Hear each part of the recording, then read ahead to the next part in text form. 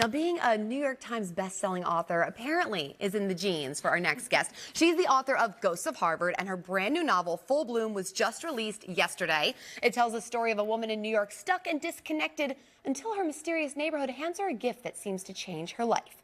We are so thrilled right now. I'm really excited about this to welcome Francesca Serritella to Philly Live this morning. Francesca, thank you so much for joining us. Oh my gosh, Sheila, thank you for having me. I'm so excited to be here. And we both have our florals. Definitely. For the occasion. Exactly. I love the cover art of this book is beautiful. Now, I know that you have ties to the Philadelphia area, but now you live in New York. Talk about what inspired you to write this book.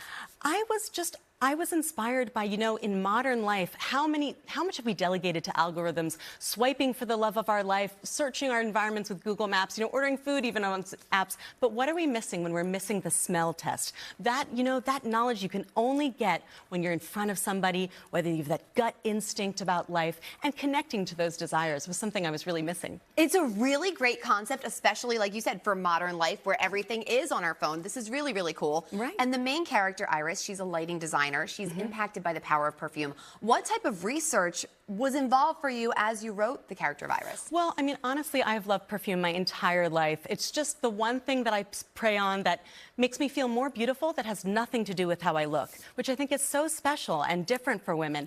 And I actually, though, even though I've always loved it, I went all the way to the south of France in Grasse to research perfume making and the chemistry and the origins and the biology of how scent works on our mind. It's processed in the oldest part of our brain, the limbic system, along with memory and emotion. And I think that's why it's such a powerful sort of external catalyst for that internal change. And it does. I feel like smell is probably the strongest thing that can recall memories and recall emotions associated with them. Did you get to make a signature scent by chance? I did. When I was in France, I went to the oldest perfume house, Gallimard, and learned how to sit at the perfumer's organ and make one from the head notes to heart notes to base notes. And it was really just such a fun experience and a dream come true. And I poured all of that knowledge and that first-hand experience into the book. That is so cool. I mean, research, but the most fun research possible. Absolutely. A little travel, a little arts and crafts, a little science. Right. Now, Francesca, we mentioned earlier that writing is in your genes. We all know and love your mom. She's best-selling author Lisa Scottolini. Describe how your mom has inspired you in your writing. Oh my gosh, just the greatest. But I was so lucky that I was born not to a best-selling author, but to a beginning one. So I saw her build her career brick by brick and model that perseverance, and her work ethic more than anything inspired me. And I love reading the books that you write together because Thank you. The Chick Wit column from the Inquirer, I love that you two team up so much and kind of collaborate together. Now, can you tell me about any upcoming projects that you're working on?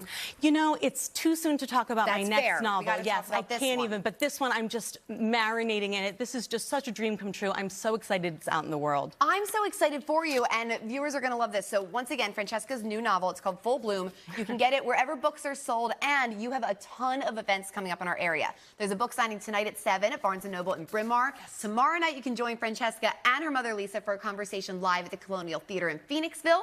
That's at 7 p.m. She's going to be at the Delaware Beaches this weekend. And Sunday, Francesca will have a book signing at Barnes & Noble in Exton.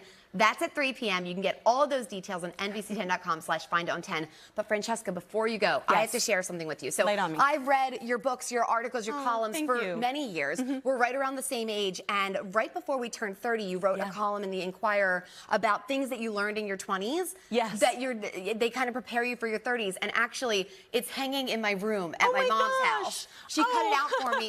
I lived in New York, too, so she would cut out articles for me to read when I came home. I'm so touched by that. And there it is. It's such great advice. You have such a voice that's so relatable. Thank you. And I think so relatable at any ages, but especially our age group. Yes. Kind of millennials. Right. I think you really are great at speaking to us and kind of being that voice for our generation. Thank you. I really, with this book, wanted to say, what does a coming-of-age story look like when you're already grown? Yes. Because I think we never stop growing, and it's just an ongoing process of learning to love ourselves as a work in progress. Yes, and the decisions you make and how they impact you now, and kind of always learning, always growing. Yes. Francesca, it was so nice to finally meet you. For our viewers, Francesca Serritella, the lovely and talented.